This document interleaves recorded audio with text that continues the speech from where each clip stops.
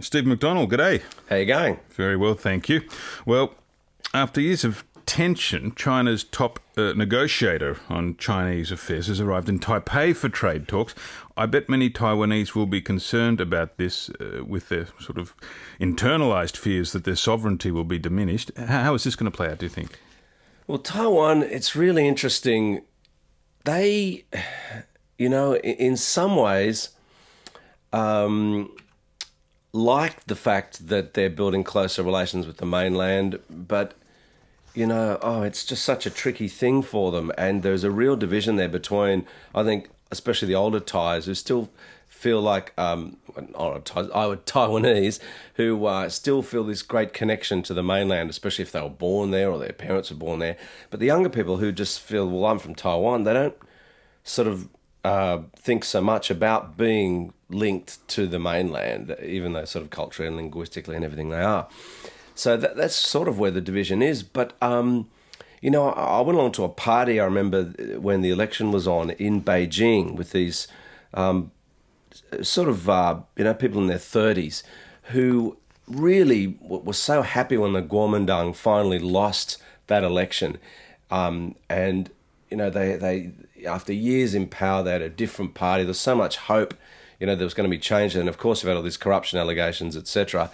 And now, Chen Shui-bian, the great hope, is in jail, and Ma Ying-jeou is back in power, and they all actually thought Chen Shui-bian's got to go, but there's still something they're a bit sad about it because it's like, oh well, back to the, sort of bad old days in a way. And ironically, that's China's best friend now, the Kuomintang. That's who the Communist Party loves, and the Chinese newspapers on the mainland, like Ma Ying-jeou, he gets great publicity because he's a nationalist and bringing the motherland back together again and all that sort of thing. So, yeah.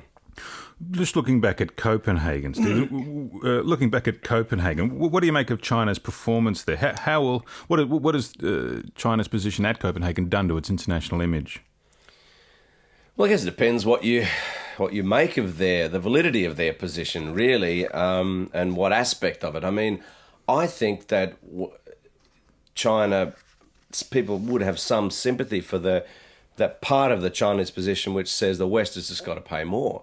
And they just think, well, why should... It's like if you'd all to be saying now, let's rope in economic development when the Western world has had all this, time to have an industrial revolution and change the way everyone lives and become rich and rule the world. And then the third world will, sorry, you're too late, guys, you've missed the boat on it. I think there'd be some sympathy for that. But in terms of their not being so willing to open themselves up to outside scrutiny as to how the money would be spent or what their efforts are going to be to achieve, some positive outcomes on climate change. I don't know that they get such a sympathetic hearing on that one, but... I mean, culturally, it must have greeted the Chinese leadership with a great deal of difficulty because the West is asking them to be internationally transparent when they have a difficult time being internally transparent. But China's facing this on all manner of fronts at the moment. It's like it's stepping up to the plate, if I can use a bit of Americanism there, on so many issues and saying, right, we want to be treated as a world leader, as one of the great nations in terms of trade talks and what have you, and they want to sort of be front and centre. But the problem is, with that power also comes responsibility, I suppose, and especially the glare of the world's attention.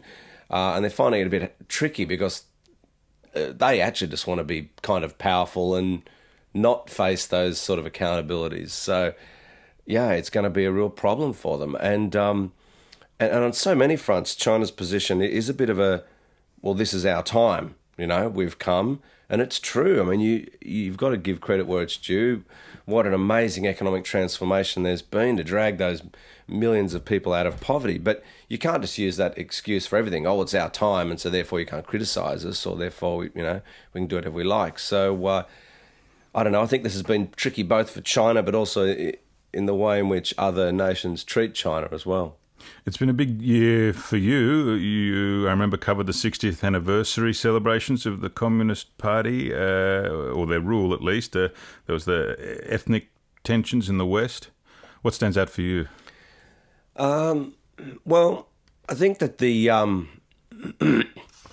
well, those two things probably both stand out, to tell the truth. I couldn't... Sorry for stealing. I mean, the thing is that with the 60th anniversary was quite amazing because, they, for some reason, the powers that be in China gave the ABC prime position, to film that parade. We were right down the front and tanks coming past and, all those hot chicks in pink military dresses, sort of coming past in waves. It's quite incredible just to be there to see it. Why do you think they gave the ABC such good seats?